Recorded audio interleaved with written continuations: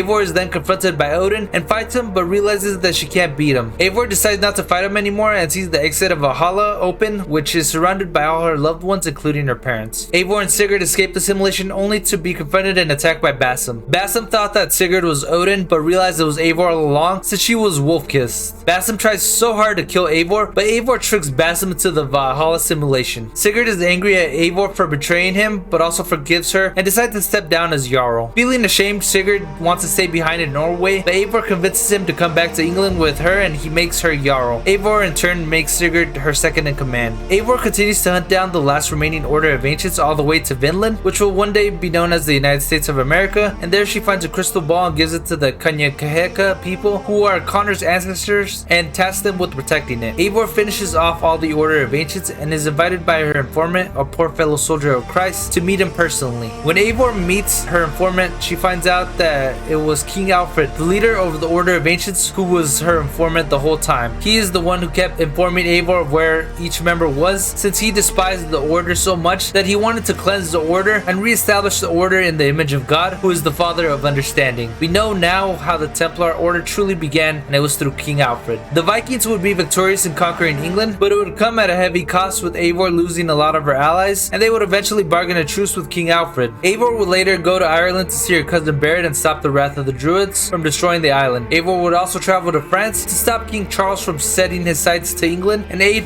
her fellow Vikings there. Many years would pass for Eivor, and she would decide it was time to come to terms with Odin and herself, and decides it's time to leave England, and she says goodbye to her friends, including King Alfred.